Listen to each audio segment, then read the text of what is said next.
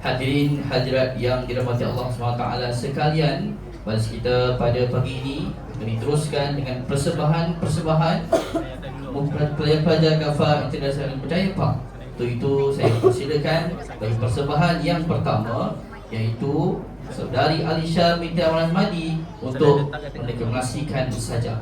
Dipersilakan.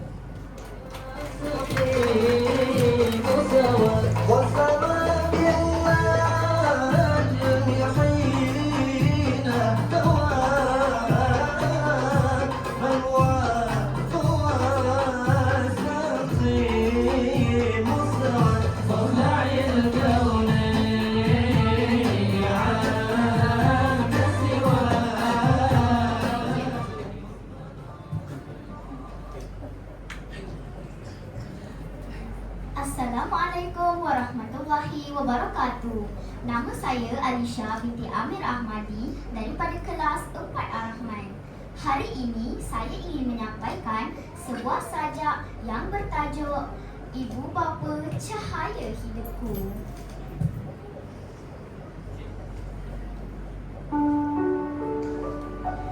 Ibu bapa, dua insan mulia, penuh kasih, penyayang setia.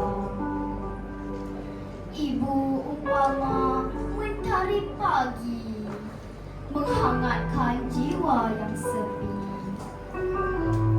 Ayah bagai benteng yang kukuh, melindungi kami dari badai dan durung. Tangan ibu sentuhan lembutnya, menenangkan jiwa yang resah gelisah.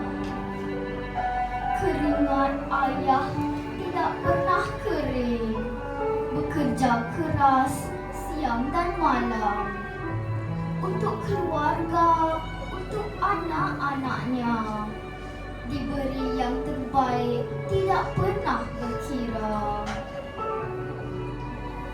Mereka ajarkanku erti hidup, budi bahasa, jangan sesekali sombong dan silap. Sabarnya ibu, ketegasan ayah, panduan berharga sepanjang masa. Terima kasih untuk ibu dan ayah, kasihmu tulus tidak berbelah. Doaku selalu kalian bahagia, anakmu ini sentiasa menyayangimu. Sekian, wabillahi taufiq wal hidayah.